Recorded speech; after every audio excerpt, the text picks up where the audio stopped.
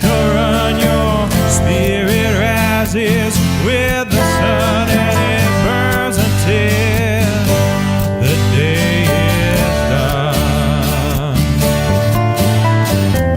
Every moment make or break, it's sweat and blood and give and take. You hold the reins, you know the way. All right, it is 24 minutes before 10 o'clock. It's time for Horse Sense. This is the third show for Horse Sense. Wow, they rack up pretty quickly, don't they? Yeah, they come up quick. And we're going to learn about horses. Crystal Furnung is one of your hosts. Mark Shuffett is another one of your hosts, and I'll let them introduce the other two fine people in the studio. Good morning to both of you. Thank you for coming in again. Hey, good morning, Larry. We're glad to be here again. Good to see you. Back. Yeah. Keep coming back. Always sit on the way in, Mark. I'm trying to make sure I can hear you. We're going to hear more about Dory's guest today. Dory Morgan with Farm Credit is also a member of the Equine Alliance, has been all along. And she's got Jeff Morgan with her today. Dory, you want to introduce Jeff? This is Jeff Morgan. He's an official horse show announcer, travels around the world, and we're honored to have him here in Ocala. He's going to be announcing at the horse park for the horse trials this weekend for Equiventures. Pleased to be here. And yeah, it is Jeff Morgan, and it is no relation to Dory. That was the first question, right? Yeah. Answered. Get that one out of the way, right? Yeah. So we're gonna hear more about Jeff and his fascinating lifestyle and gain some insight from his years of doing what he does. We want to first hit on our website is up and running. All right. Yeah. All right. And finally up and going. You can find it at equineallianceofmarioncounty.com. And you can find us on Twitter and Facebook there as well.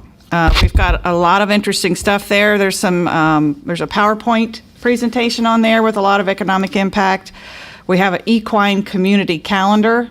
So anything going on in the equine industry, whether you're somebody who just wants to go or you're a business looking at ways that you want to try and reach out to the equine industry, you can find that there. And you can always contact us there's contact numbers on there to reach us. We also have, there's a little article on there. There's new economic impact study coming out. There's a announcement from FTBOA on there with some interesting figures that I think people will find kind of interesting. Like, for instance, the horse racing industry supports 12,000 jobs statewide. Nice. And the industry generates an annual economic impact of more than $900 million each year. Wow. So more will be coming out on that when the whole study is released. But we also have our logo contest rules on there. And this is for anybody. It doesn't have to be anybody just in Marion County.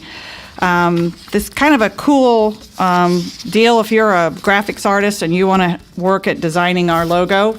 You'll have a lot of exposure by being the winning graphic artist.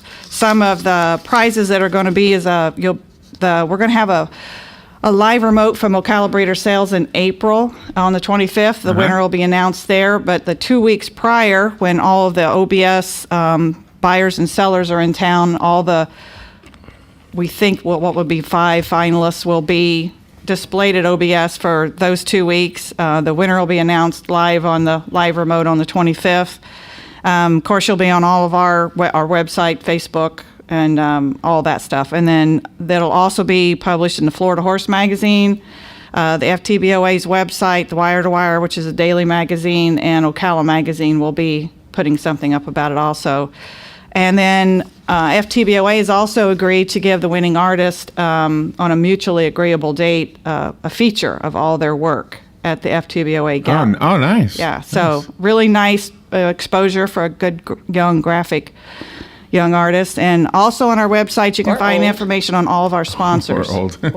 Or old.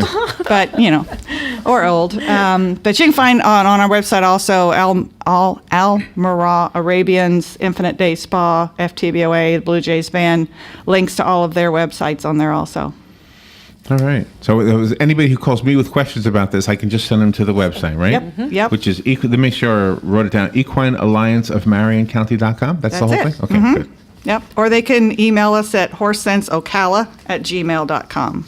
And your contest is open to anyone, is it? Not just graphic artists? Yeah, with a- anyone who wants to, Excuse good question, yeah. It's anyone who wants to try and design the logo for it. If you're a wannabe graphic artist. I guess too. if you win, you automatically become a graphic do, don't artist. you? Yeah, you do. Yeah, but it'll get a lot of exposure, and I think it's kind of fun. We put out some feelers for photographers who wanted to just have an in into the horse business, be around horses. We have a lot of need for different events and stuff. And I've been overwhelmed by the response. Oh, really? Oh, Yeah, that's good. From people who are like, "Oh, that sounds great," Yeah, and yeah.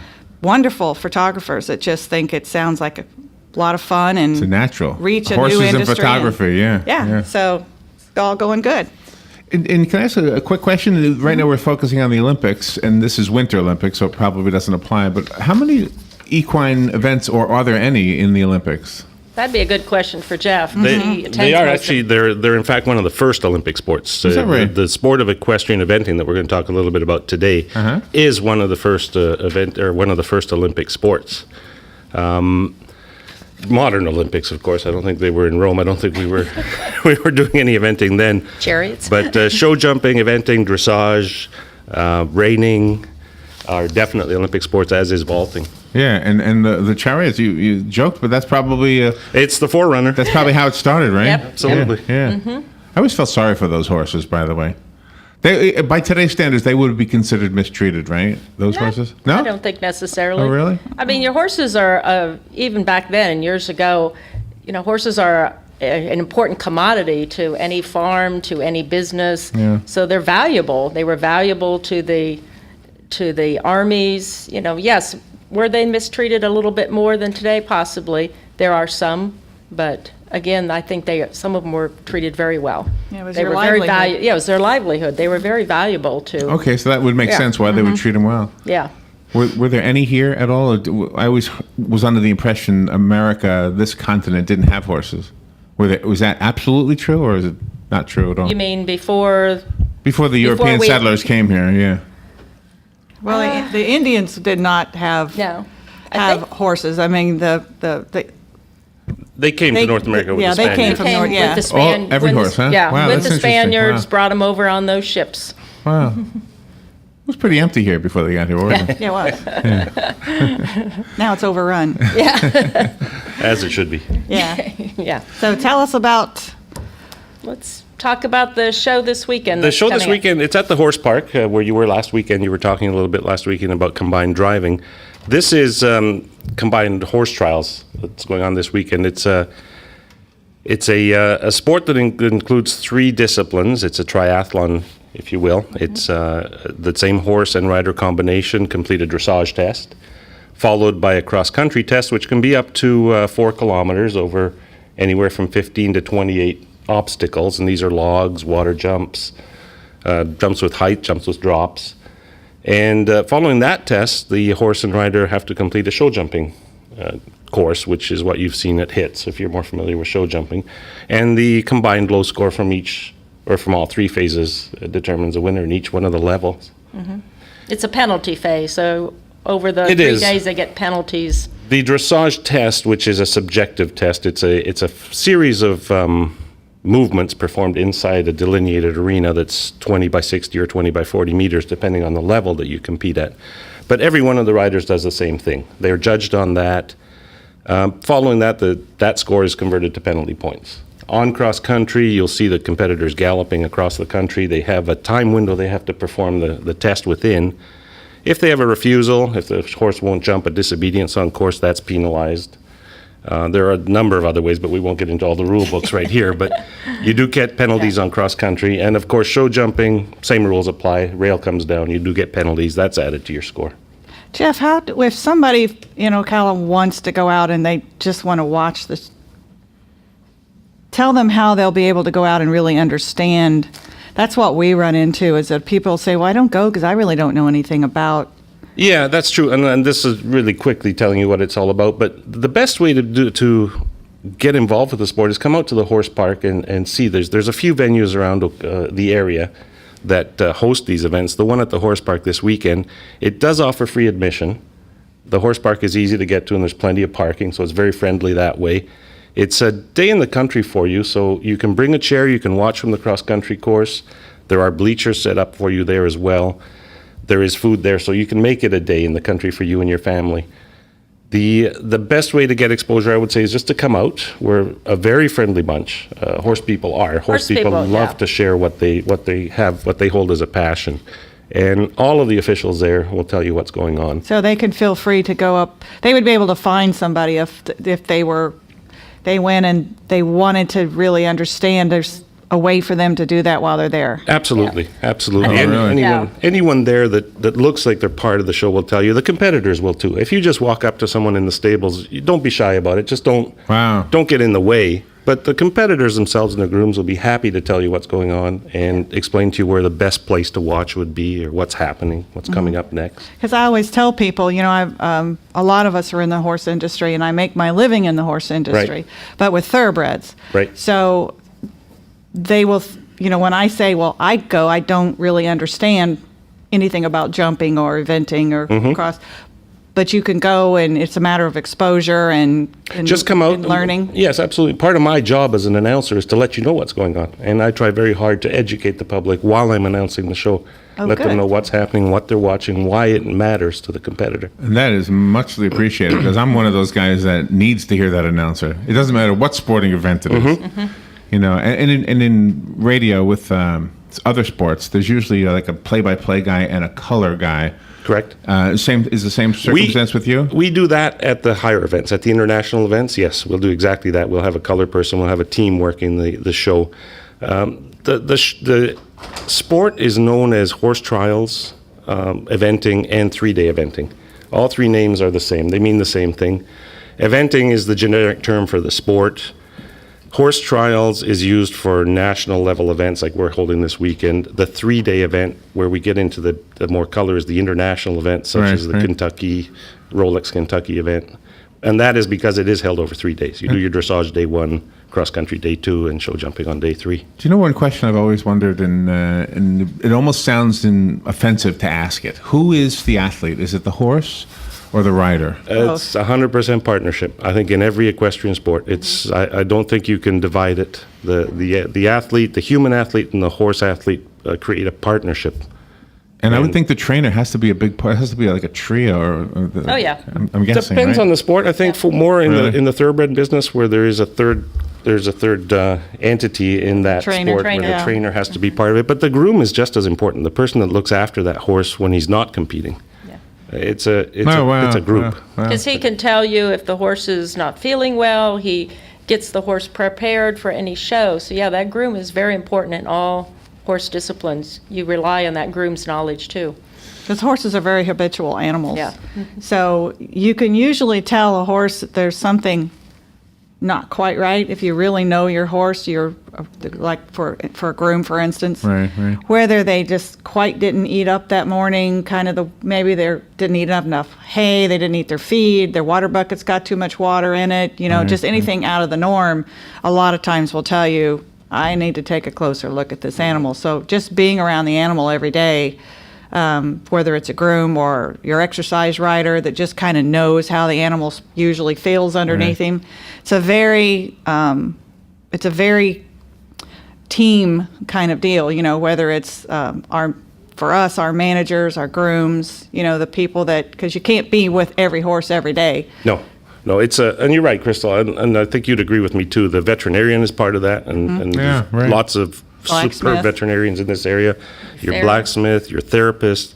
We have massage therapists for horses now. We have acupuncture, all kinds of therapies for the horses that people use to keep them fit and keep them happy. And Jeff, the way that Mark and Crystal have designed the show, they take calls. So are we ready for some calls? Sure. The phone number, if you'd like to call in, is 622-WOCA, and everybody's got their headphones on, so you'll be able to hear the caller. Good morning. You're on the air. Thank you for calling. Hi. Hello, everybody. Hi. In regards to a racing horse, is that diet different than from a regular horse? And at least have like vitamins? There are different blends for different different age groups, different competitive levels. Your equine athlete at the racetrack is obviously burning a lot more calories than what a broodmare out in the field will. So, one of the great things in this area is that we actually have 2 feed mills. Oh, yeah. And most places don't have one. Yeah. So, we are horse capital of the world, and lots of services offered and lots of horses to take care of those services. If you are in the supply or service industry, you want to have a presence in Marion County, for horses. Yeah, so the feeds are complete. The additives and stuff are usually in the feed now. Then you're asking the question, Crystal did a very good job of answering that question, but you're feeding an athlete, and when I hear that question, that's what I try to relate back to. Right. If it's a racehorse, it's like feeding a professional baseball player, professional football player.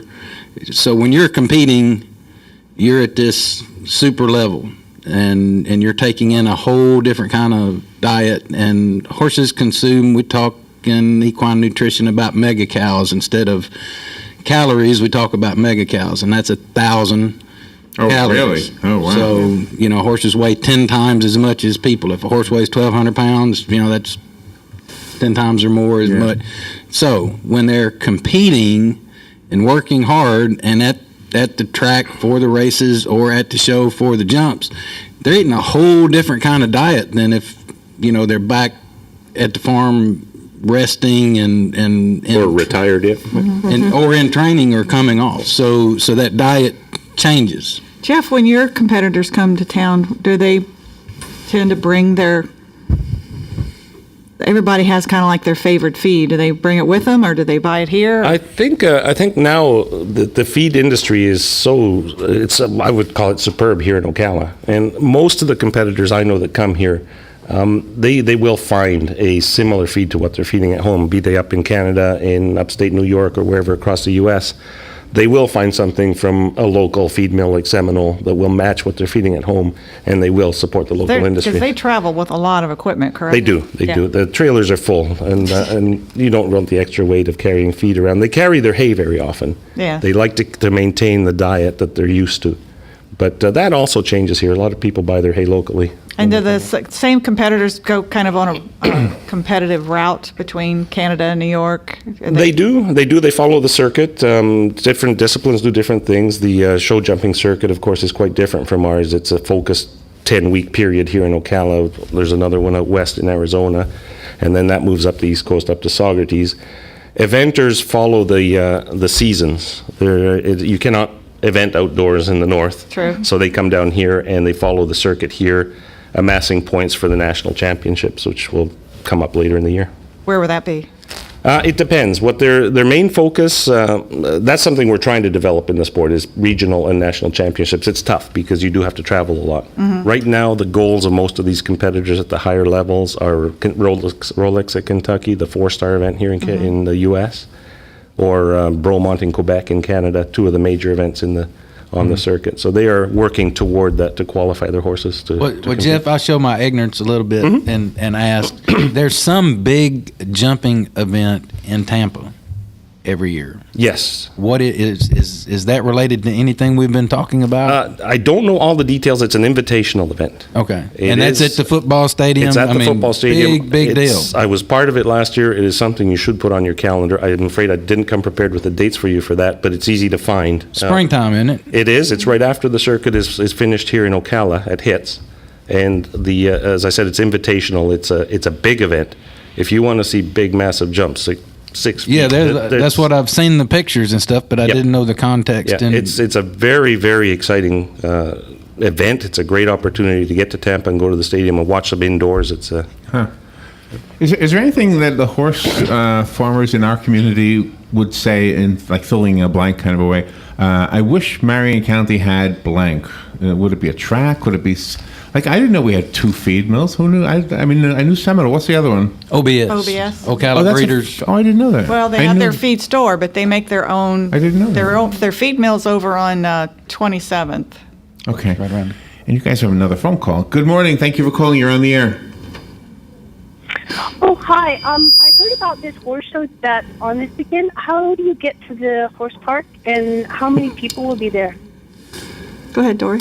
Well, the horse park is located you can get to it off of I-75 and the Bellevue exit, which is 484. Go down to the third traffic light, second or third? On 484, yeah, I think it's the third traffic light and turn left. Yeah. And turn left. It's well marked. And it's well marked. There's signs, and just go down a little ways, and there's the entrance to the horse park. There'll be, how many competitors will be there? It's a big show. I think that we have 500 competitors here this week. So you figure what 500 ages are competitors. Sorry? And what ages of people are there? We Like rides? actually, eventing is open to all ages. Excuse me. All able ages. All able ages. You'll see riders there from Pony Club, kids in their teens to, I know there's some competitors there in their 70s. It's a unique sport that way. It's open to any age group, and women and men compete on the same plane. There's no difference. More women or more men, or they're about evenly split, or? At the upper levels are evenly split. At the lower levels, it's more girls that are interested in horses. Okay. What breed or breeds do you see most in this type of That event? has changed a little bit. Excuse me, I have a throat here. But when the sport started, a thoroughbred, a retired thoroughbred, or just a thoroughbred that you bred for the sport was the most popular. You have to perform a dressage test, so you have to have the supple body to do that. You have to be brave enough, like lion-hearted, to attack the cross-country course. But then you have to be fit enough after you've done all that to come back and do show jumping. The importance of the dressage test has taken over a little bit as the years have gone on, and so now we get a lot of crossbreds, a lot of warm bloods and warm blood thoroughbred crosses, so that they can get the movement that they need for the upper level dressage, but still have the endurance and the bravery to get around the course. It's a superb career for a retired racehorse. A lot of retired racehorses Do end up your eventing. competitors mostly purchase their horses, or do you find that they're going in more toward trying to breed their own stock? I would say that the vast majority purchases I'd their say horses. purchase. There's few sport-specific breeders, I think, in the So if they have world. if they have a mare that was a good performer for those, they don't typically keep them to breed because of their accomplishments. They would no. I think Dory, I it don't would be an think so individual much. thing. Well, unlike the racing industry where we start racing our horses as 2-year-olds, most of the show jumping and the eventing and even the driving, you're not starting these horses till at least 5 years old. So, and the upper levels are much older. So if you breed it, you're going to wait too long to get that horse to the show ring. Mm-hmm. So most of the people do purchase a horse that's competed in some other event. The top breeders Yeah. for this type of horse that you use in eventing are in Ireland and Europe. Mm-hmm. A lot of the top horses that you see are imported. There are breeders in the U.S. though that are breeding Yeah. sport-specific horses, and providing them for our top athletes. Especially for the dressage. That's where you see a lot of the breeding going because they get that movement. Do all of the events have an announcer? Absolutely, yes. That's good. Yes. I'm glad you guys are doing this show. I mean, we have this wonderful resource here in our community, and you guys are stirring up excitement about it, I think, by doing this show. I mean, the lady who just called didn't even know where the horse park was. Yeah, Right. That's So that was Well, kinda- that's why we're here. I mean, Yeah. that's part of what we're doing. Our, little mantra, or, the short version of our mission statement is to connect, communicate, and educate. yeah. We're just trying to make those connections to the people that don't know how to go to the horse park. Right, and the question earlier about approaching the horse people, to me, it was good to hear, because Yeah. it's kind of like approaching a golfer. Like you're intimidated. You don't. Well, you know. never Yeah. approach a golfer. yeah, you never approach the golfer. He's carrying your club. Yeah, yeah, there you go. He has a bag full of weapons, Or we and do he have- doesn't want your advice. Yeah. One of the things that we found, I'm strictly in thoroughbreds, and Dory and I, are good friends, and she's into venting and jumping, and she was did driving herself, and I actually, what is it called on the back of The navigator. The navigator on the back. So you see somebody driving in a carriage. Really? And they've got a person in the back that if you're going one way, you're leaning, almost like a motorcycle. Oh, You're wow. leaning. And I, been around horses my whole life, and I was like, oh, I want to do that. I wanna Yeah. You don't want me to do that. Trust me. No. You'll be a better person to do that. We have Aren't we going to talk about, is that the kind of stuff we're going to talk about next week? Next week, we're going to be down at the Grand Oaks, which is in Weirsdale, which is a carriage museum. If you haven't been there, that's another great place to go visit in our area. Very unique, and we're very fortunate to have something like that. It's the largest carriage museum in the United States in private ownership.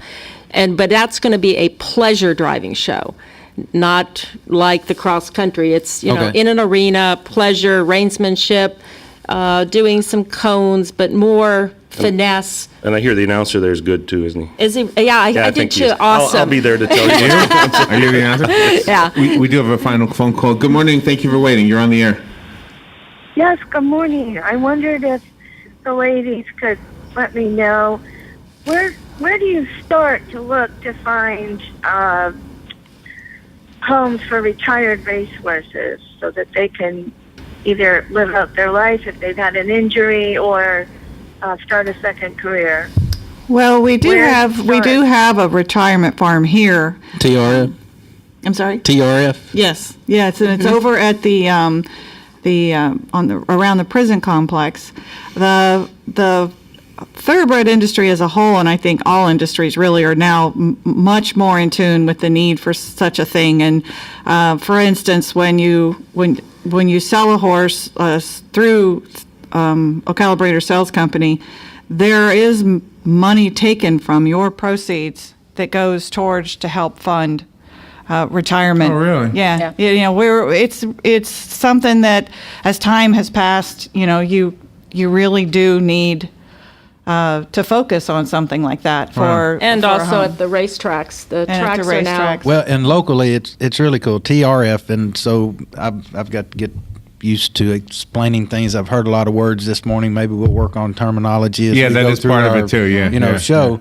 TRF, Thoroughbred Retirement Foundation. It's at Lowell at the women's prison, and they have John Evans is in charge of that program, and they have a training, and they teach those trustees and inmates that will be released shortly a job, a skill. Wow, that's really good. And in addition to providing that one-on-one therapy that, like we do with the MTRA, there's who was it? Churchill said there's something about the inside of a horse that's good for the outside of a man, and so it's through that whole rehab thing. So the horses have a place to retire, and then we're using those horses to teach a skill to put people back to work and make them feel better about themselves when they get out of prison. Yeah. That's all going on here. Horse Capital of the World. That is a wonderful program, that Thoroughbred Retirement Foundation. But the one that helps with the therapy? MTRA. Yeah, MTRA. thank you. They're in therapeutic riding, yes. And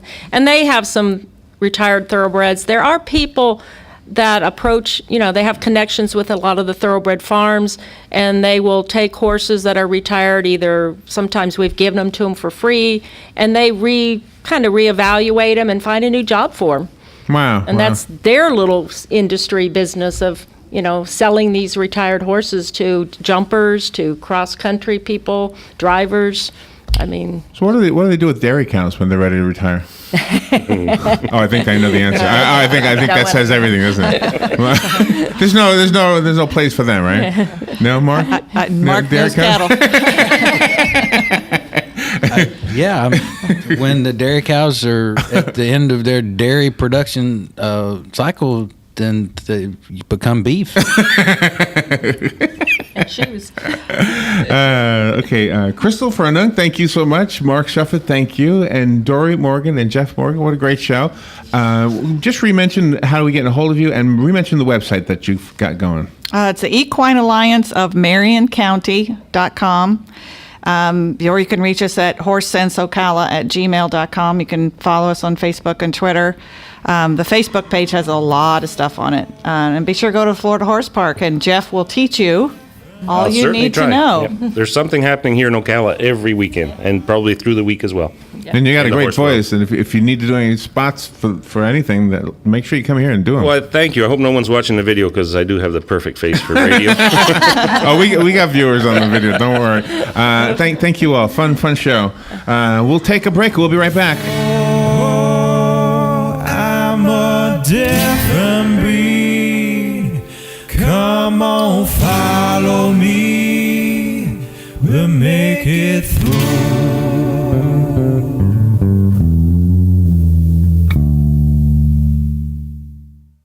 Ocala's information station, 1370 WOCA. Ocala.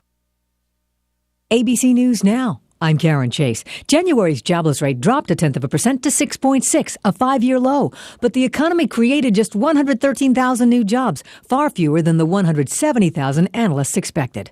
Olympic organizers say the opening ceremonies will be a salute to Russian history and culture, including a nod to Tolstoy. The show will conclude with a huge fireworks display. Just when Pennsylvania residents without power thought it wouldn't get worse, they were told it will. More snow is in the forecast this weekend, while about 375,000 homes and businesses wait for power to be restored from this past week's storm. Federal investigators have joined in the frantic search for a newborn who vanished from a home in Wisconsin in the middle of the night.